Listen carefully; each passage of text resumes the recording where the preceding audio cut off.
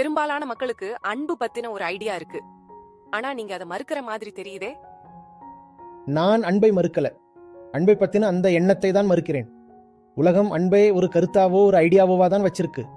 அன்புங்கிறது வெறும் ஒரு ஐடியாவா இருந்தா அது ரொம்ப சின்னது, சொல்லப்போனா அழுகி போன ஒண்ணு. இந்த ஐடியா எல்லாம் எங்க இருந்து வருது?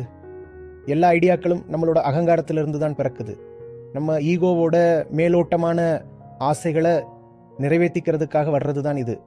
அப்போ அன்புங்கிறது ஒரு ஐடியாவா இருந்தா நீங்க இன்னொருத்தரை பார்க்கும்போது அது வேறொரு பாலினத்தவரா இருக்கலாம், ஒரு குழந்தையா இருக்கலாம், இல்ல ஒரு விலங்கா இருக்கலாம். எப்போ எதையாவது நீங்க ஆக்கிரமிக்கணும்னு நினைக்கிறீங்களோ அப்போ அதை லவ்விங் இட்னு சொல்றீங்க. உங்க ஆசையை தீத்துக்க யாராவது உங்களை சுரண்டினா உங்களுக்கு பிடிக்குமா? தன்னோட அடிமட்ட ஆசைகளை நிறைவேற்றிக்கிறதுக்காக மற்றவங்க நம்மளை பயன்படுத்துறத யாரும் விரும்ப மாட்டாங்க. ஒரு ஆண் பெண்ணை பார்க்கிறதும் ஒரு பெண் ஆணை பார்க்கிறதும் தங்களை தாங்களே திருப்திப்படுத்திக்கத்தான். இப்படி ரெண்டு பேரும் ஒருத்தரை ஒருத்தர் வாழ்நாள் முழுக்க சுரண்டிக்கிற இந்த உறவால என்ன பயன்? மனுஷன் எப்ப ஞானம் அடையறானோ அப்பதான் அவனால அன்பை செலுத்த முடியும். ஞானமும் அன்பும் எப்பவுமே ஒன்னாவே தான் இருக்கும். பெரும்பாலான மக்கள் அவங்களோட வாழ்நாள் முழுக்க யாரையுமே நேசிக்கிறது இல்லை. அதுக்கு காரணம் நேசிக்க தகுதியான ஒருத்தர் அவங்களுக்கு கிடைக்காதது இல்லை. அடிப்படையிலேயே அவங்களுக்கு எதையுமே நேசிக்க தெரியாது. அதுக்கான தகுதி அவங்க கிட்ட இல்லை.